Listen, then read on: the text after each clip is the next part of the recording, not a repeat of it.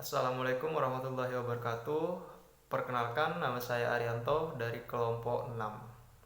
Mata kuliah kewirausahaan. Nah, jadi di video kali ini saya akan sedikit menjelaskan tentang konsep pengelolaan usaha dan strategi memenangkan kompetensi bisnis.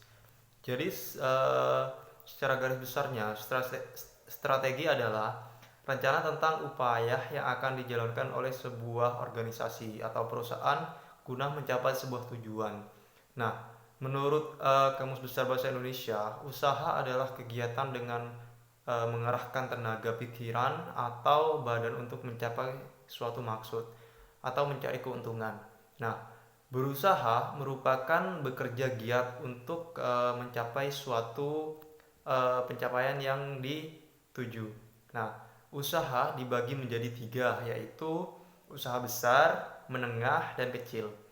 Dalam menyusun strategi, ada 2 faktor yang harus diperhatikan, yaitu yang pertama faktor eksternal, meliputi penganalisaan terhadap faktor-faktor di luar perusahaan seperti keadaan pasar, persaingan, perkembangan teknologi, dan keadaan ekonomi. Nah, peraturan dan kebijakan pemerintah, keadaan sosial, budaya, dan politik.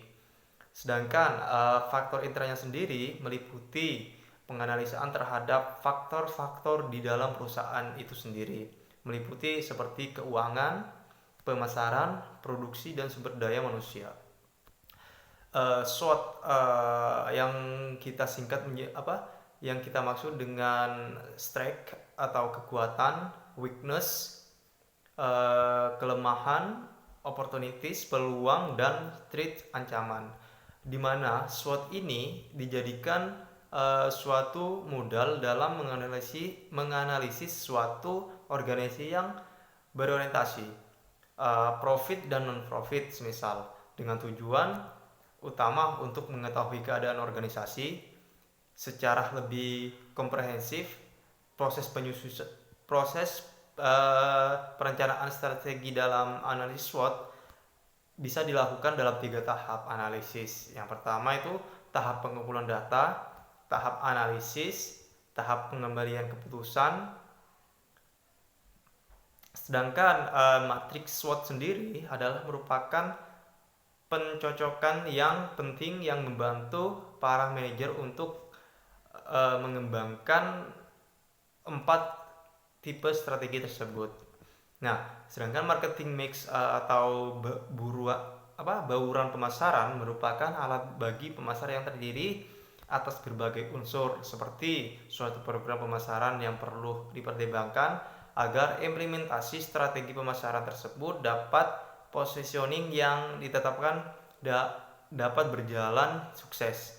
Bauran pemasaran pada produk barang berbeda dengan produk jasa. Bauran pemasaran produk barang mencakup 4P, yaitu product, price, place, dan promotion. Promosi adalah arus informasi yang atau persuasi suatu arah atau dibuat untuk mengarahkan organisasi atau seorang kepada kegiatan yang menciptakan.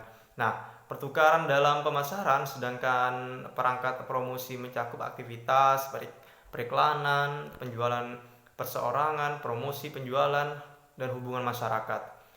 Promosi dari mulut ke mulut juga bisa, dan pemasaran langsung.